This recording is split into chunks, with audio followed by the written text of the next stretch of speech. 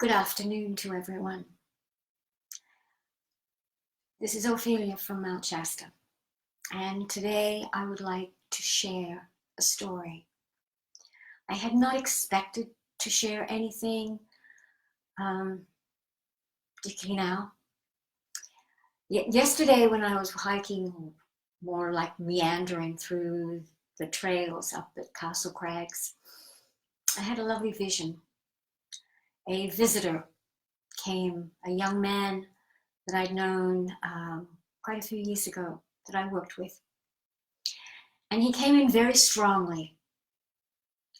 And so I share his story because we're coming up on a new school year.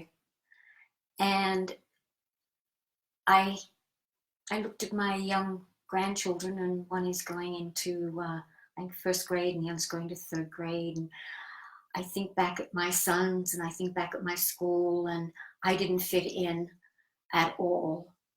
And my boys didn't particularly fit in. They were not the super academics. They were their own beings, their own personalities, as so many are. And if you don't fit the norm, then a lot of the time you are looked at as different, or we have to change you to make you fit into the norm. So this story is about a young man, I'll call him Chris, that's not his name, and I met him in Florida. It was at a place where I was doing consultations and lectures, and he was at the reception desk at this spa, and he was a very lovely young man of about 28. And he would welcome people in, send them up to me, and then he would see them come out. And I learned later that it was him witnessing how he saw these people coming in and coming out that he started asking, like, what does she do? Who is she? Because he could see such a difference in people. At that time, I was an ordained minister. I did spiritual counseling and guidance, and also I did energy, Reiki and Reiki attunements, sound healing. I did a plethora of magic, so to speak, in a space and time, and we would get to people's very special places deep inside and have some things revealed. And so it was in his witnessing of what happened to other people that eventually he said, what do you do? And so I shared a little bit with him and said, oh, okay. And he gave me time. And he one day came up to me and said, I'd like to sit down and talk with you. I said, absolutely, I'd be honored. So he was trying to find himself. He was searching. You know, he was 28. He was right at the Saturn return. Yet he'd never really found himself. And I saw that early on. And I was trying to give him some guidance. And he kept on bringing up his brother. I want to be like my older brother, and he's smart and he's intelligent and he's successful, and he was like my dad. I can't remember if his dad was an engineer or an architect. And he was giving this comparison, and his brother was dad's favorite and he wanted to be like him. And I started feeling this real pain that this young man had never been acknowledged in the way that he needed to be acknowledged by particularly his father. I came to find out that his mother was a psychologist. But like any family member, we are too close to our own stuff, and even if we have a profession, we are too close to our own personal stuff. So I shared a lot of things with him, and I asked him questions, and some things he put up the brick wall, and other things he was open with. And at that point in time, I was doing came across some really fascinating work by Pamela Osley. And she had a book called Life Colors. And in the back of it, there was a list of questions that people would fill out. And it was remarkable that doing that test of hers, how accurate it became. And so in my discussion with this young man, with Chris, I said, I'd like to give you something to help you see yourself in a different perspective. And so I showed him the test and I said, I gave it to him and I said, take it and I want you to do it from the heart, from your gut and from your intuition, not from here, not what you think the answer should be. And I left it with him. And a few days later, he said he'd finished it. And I said, okay, well, we agreed to meet. And I'm going through this list of what the questions he answered. And he said, and I'm going, this is not him. I could tell right off from the questions that he answered. It's like, and I said to her, did you do what I asked? To go from your heart, from your gut, from your intuition? And he went, I answered them, as you want me to answer them. I went, that's not what I asked you. I asked you to fill it out for you. So I gave it back to him. I said, go and do it again. And I said, this time answer it from you. Who are you?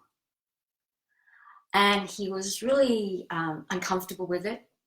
But I sent it away and came back a day and a half later and said, I've done it. He's like, okay. And he sat down. I looked at it and it's like, all right, this time you listened. The difference between the two people that he created on this space of questions was remarkable. The first one was who he perceived he wanted of probably his brother, his father, and everything that happened in his life that he was supposed to be. And this one was where his magic was. He was creative. He was a musician. He had a mind that thought outside the box, which obviously in school was a problem. All of the things that he wanted, he framed here, he was the opposite here, but this was who he was. And so it was from that space that we started talking and opening on what do you want to do. He was a people person. He had a beautiful presence with people. And so I started to try and show him, give him ideas and possibilities of what he could do and how he could look at life. And the more we talked, the more he shared little tiny pieces about his family. And he shared that his father passed when he was 12 years old. And there was a point where I said, would you like to talk about that? It's like, that's off limits. Straight off. That is off limits. Okay. And so I left it. And then over time, it would come up, something else would come up, and I had mentioned it was, he's like his brother, his dad, and it's like, what about your dad? The walls came straight up. And I said, well, how did your dad pass? And he had been very sick, and he had, I think it was cancer.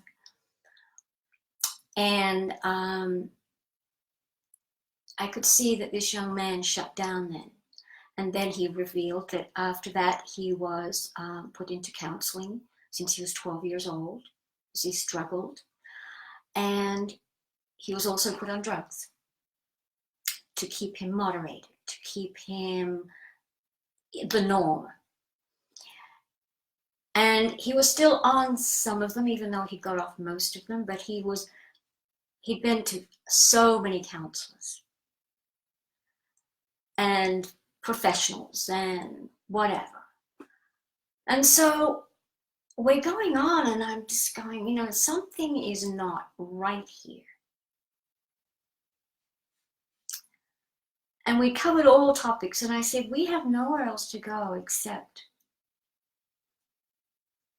where your dad is.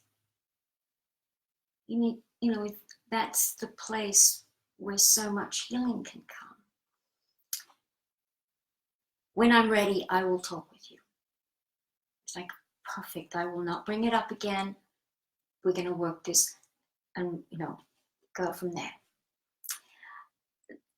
Not long after that, I knew that I was going to be leaving the area, and we kept in touch. And I said, I'm available anytime that you want, because I knew that I needed to be that for him. And I moved to Charlottesville, Virginia.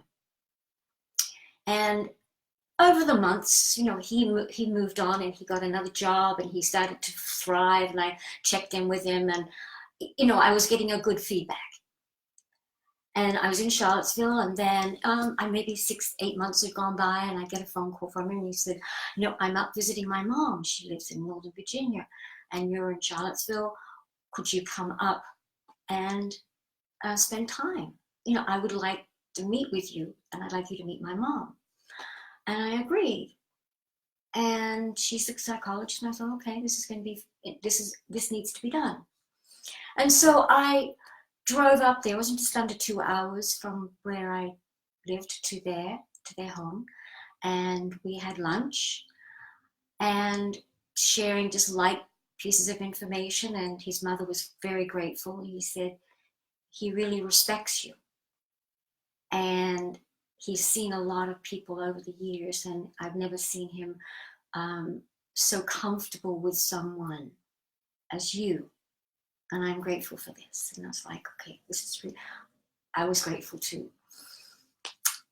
And afterwards, he and Chris and I are out in the garden and walking around, and he said, I'm ready to share. And I was like, wow. So we sat down in this little space in the garden, and he pulled out his sunglasses. He put them on. And he shared. And he shared the tremendous guilt that this 12-year-old boy had been carrying. That when his dad started getting more ill and iller and iller, he pulled further and further away to the point that he didn't go and visit his dad. And that when his dad passed, his brother did. And he just couldn't, I just couldn't go there. I couldn't see my dad in this place. And he said, perhaps if I had been there, he would have lived. Well, we know that was not true. And he knew it too. But he carried this guilt all of these years that he had not been there, and that he had been continually a disappointment to his father. And I said, what happened when you shared this with your counselors? He says, you are the only person I have ever told. I mean, what do you mean? I said, when I mentioned your father, you said that's off limits. And he said, yeah, that was off limits with everyone. And I went, are you telling me that no counselor, no therapist, no psychiatrist, no one in all of the years from 12 years old to right now that has never pushed you, has never opened, you've never trusted anyone to allow yourself to that space of what you're sharing with me right now? He says, no, never. I was so blown away. And it helped me understand, number one, how insecure and why he was so insecure for so long, and why he was trying to be somebody else, because he had lived with this pain of losing dad, but also feeling responsible for his loss in not being there in those last moments. And so, and then he, out of the blue, he said, I said, well, what about your mom? And how was your relationship with your mom back then? And he dropped another bombshell. He said, when I was 2 years old, my mom's parents were killed in a car accident. And she was never there for me. She was like, my brother was a couple of years older than me. I said, she was not emotionally there for us. It wasn't until way later that I realized that. And I'm just like, excuse me, this young man, this beautiful being, had come in, I don't know, with a soul lesson to learn the emotional connections or what the emotional loss is about, but to have his mom have to deal with that, with two little tiny ones, and then dealing with dad. And so he opened up even more in that space behind the sunglasses and our place in the garden. And I saw this young man blossom for the first time, that someone was hearing who he was, what he was about.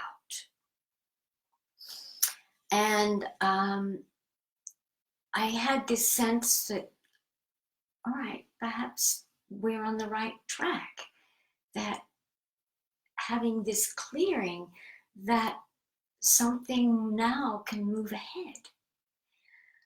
And he was very grateful. And after that, that day ended, and then he called every now and again for the next several months. And I want to let you know what I'm doing, and where he moved around, and he was living with his mom, and they were sort of setting things comfortable. But there was always this thing in the background, and I didn't know what it was. And then it was probably 6 months later, I get a call from his mom. And she says, I would like to tell you that Chris has passed. And I went, oh no.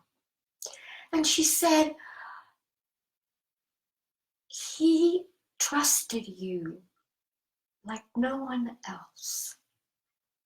And she said, I was amazed by what you were able to bring out of him and how he changed. And that I saw a child that I had never seen before because of all of the things that had gone on. And Brad had, Chris had shared with his mom that he told me about her parents and other things. And so she knew that I was in the know, so to speak. And I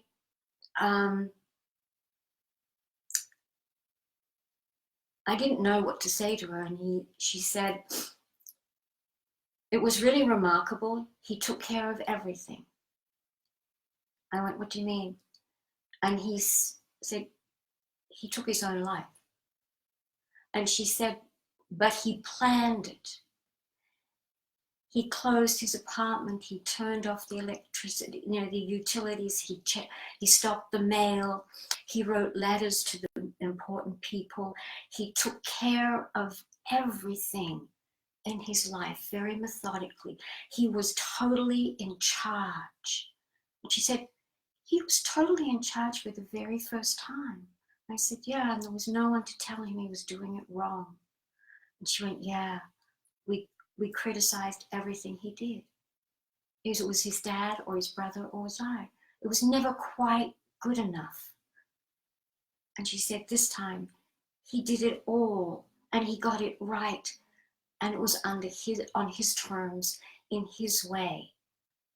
And she said, in the note he left for me, he mentioned you. And that's how I know how he felt. He said, because you were the only person in all of the years of counseling and therapy that had, number one, told him the truth. 2 was about trying to find the highest part of him and always listened to see to be there when he needed that.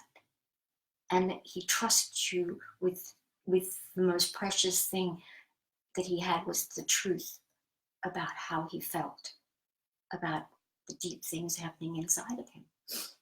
And at the end of the letter, he wrote to his mom. He says, now, Mom, I can go and be with Dad, and I'm happy with that.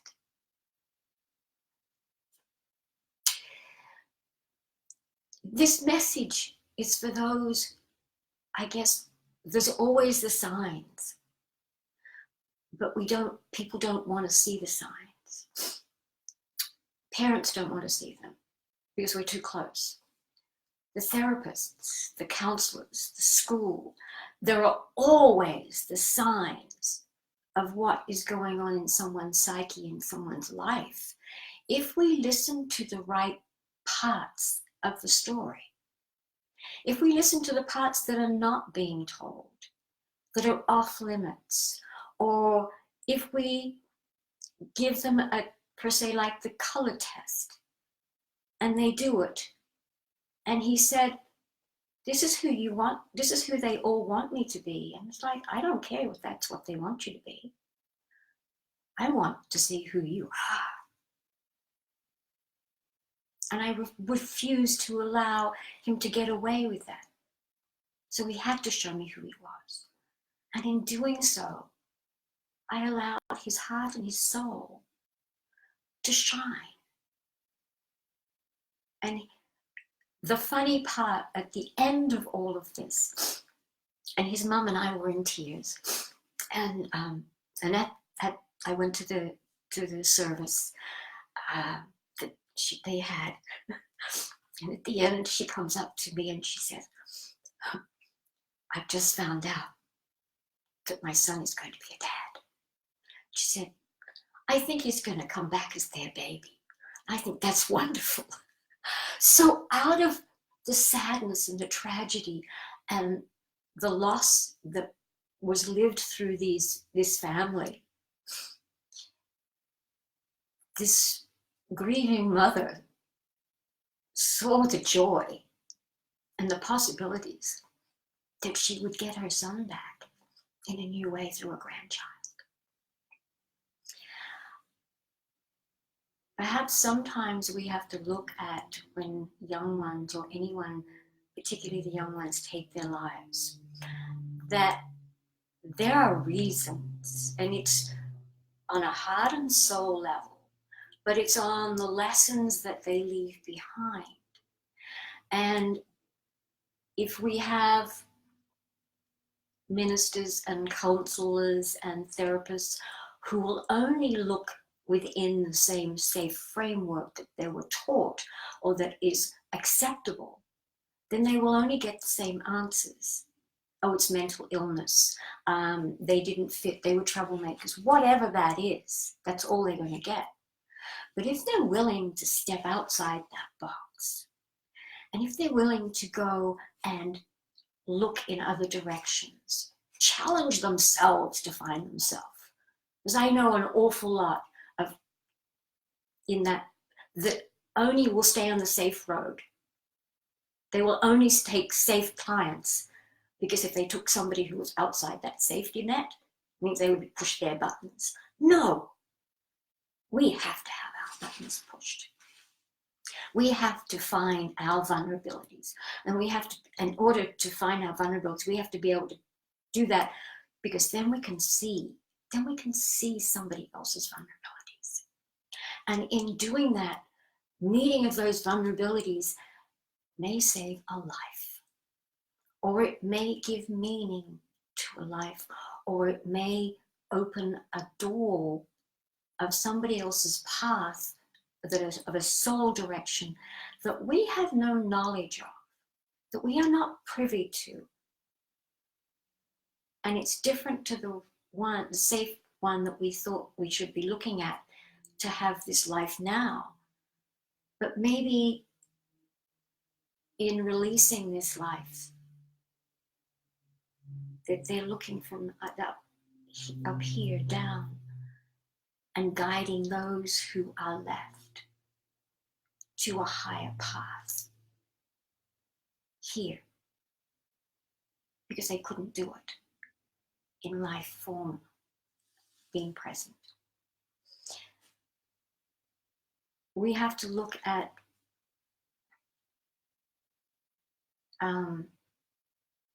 death as an anagram.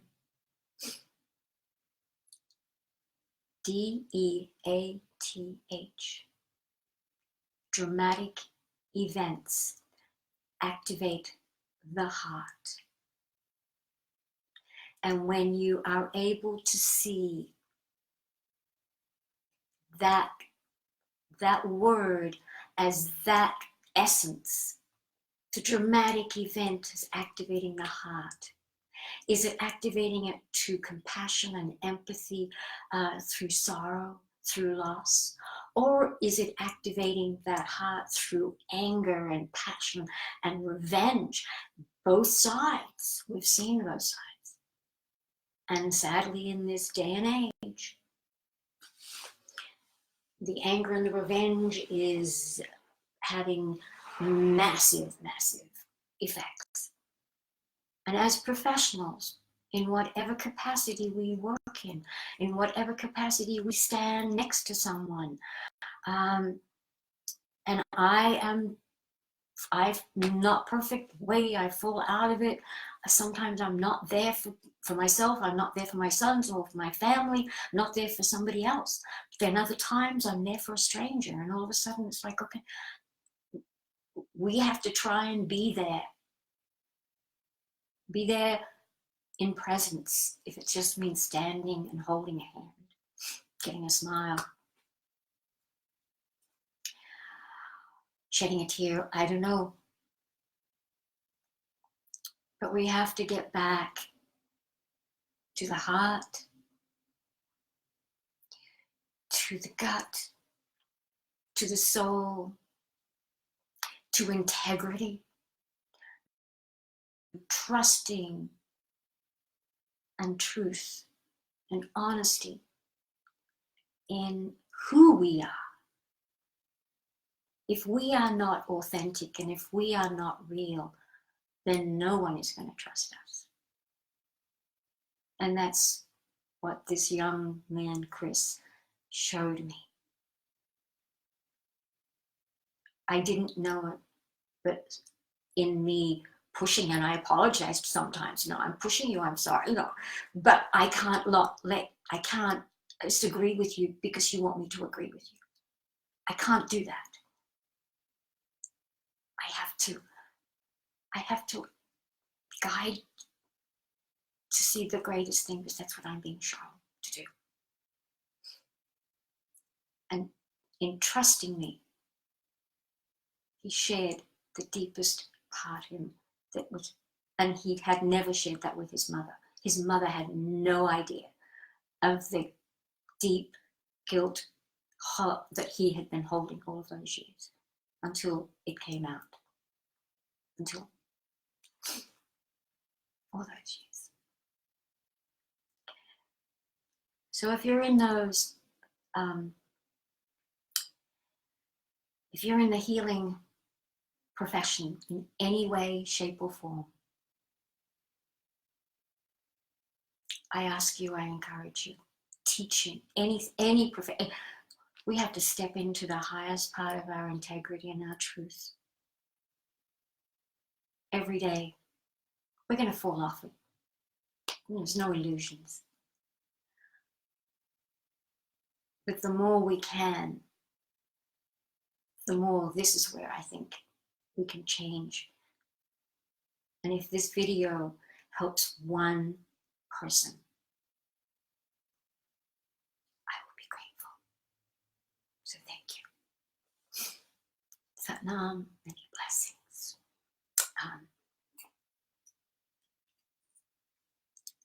I can't see who's here, but thank you all for being present. And